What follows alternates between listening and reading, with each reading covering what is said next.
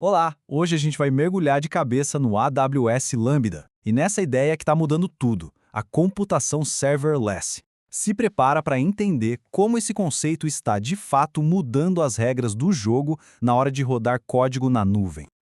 Para começar, vamos com uma pergunta. Imagina só poder escrever seu código e simplesmente ver ele rodando sem nunca mais ter que se preocupar com o servidor, com infraestrutura, se vai aguentar o tranco ou não. Pois é, essa é a grande promessa do AWS Lambda.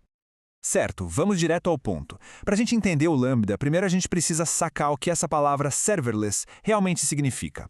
E um spoiler, não quer dizer que não existem mais servidores, tá? A mágica é outra. Pensa só no modelo antigo, tradicional. Servidores ligados 24 horas por dia, 7 dias por semana, gastando dinheiro mesmo quando não estão fazendo nada. A gente tinha que se preocupar em escalar, em atualizar, em cuidar da segurança. O serverless vira completamente esse jogo. O código só roda quando alguém chama e só se paga pelos milissegundos que ele de fato usou. Precisa de mais poder? Ele escala sozinho. E toda a parte chata de gerenciar a infraestrutura, a AWS cuida de tudo. É de verdade uma outra forma de pensar. O nome técnico, o nome chique para isso, é função como serviço, ou FaaS. Pensa que é como ter um exército de especialistas à disposição. Você não precisa ter essa galera toda contratada na folha de pagamento, você simplesmente chama o especialista certo, que é a sua função, para uma tarefa específica, que é o evento, e pronto, o trabalho está feito. Tá, mas o que tem dentro de uma dessas funções? Como é que ela funciona? Vamos abrir o capô e dar uma olhada nas peças que fazem tudo isso acontecer. Olha, o coração de toda e qualquer função Lambda é o que a gente chama de handler. Ele é o ponto de partida, sabe? É a função específica dentro do seu código que o Lambda vai chamar. É ali que a mágica toda acontece. E dá uma olhada em como um handler pode ser ridiculamente simples. Esse exemplo aqui em Python recebe duas coisas. O event, que tem os dados que chegam para ele, e o context, que tem informações sobre a execução. Ele só checa o que precisa ser feito, soma um a um número e devolve o resultado. É isso, código limpo, direto ao ponto e muito, muito eficiente. Mas é claro que esse código não roda solto no ar, né? Ele precisa de um ambiente, e é aí que entra o runtime. Pensa no runtime como se fosse o sistema operacional da sua função, sabe? É ele que dá para ela a linguagem, as ferramentas, tudo que ela precisa para rodar lisinho. E aqui vem um dos superpoderes do Lambda, a flexibilidade. Ele fala muitas línguas, de Python a Java, Go, C#, e a lista continua. Isso quer dizer que as equipes podem usar a linguagem que já estão acostumadas, que já dominam, não precisa aprender nada novo só para usar o Lambda. Beleza, a função está lá, prontinha. Mas e se ela precisar conversar com um banco de dados ou com outro serviço da AWS? É para isso que serve a função de execução. Na prática, é um conjunto de permissões que diz exatamente o que a sua função pode e o que ela não pode fazer dentro do universo da AWS. A analogia perfeita é um crachá de empresa. A sua função só consegue entrar nas salas, ou seja, nos recursos da AWS, para quais o crachá dela tem permissão. E isso é super importante para a segurança, claro. Garante que a função só vai ter acesso àquilo que ela realmente precisa para fazer o trabalho dela. E não vá mais. Ok, então nossa função já está montada, já tem as permissões certas. Agora, como é que a gente bota ela para trabalhar? É aí que a gente fala sobre a invocação. O processo todo é bem simples, são só 3 passinhos. Primeiro, chega uma requisição, que traz junto um payload. Pensa no payload como se fosse a encomenda com tudo que a função precisa saber para fazer o trabalho dela. Segundo, o Lambda pega esse payload e entrega para sua função rodar. E terceiro, a função faz o que precisa e devolve uma resposta. Simples assim. E na prática, olha como pode ser fácil. Pode ser só uma linha de comando no terminal.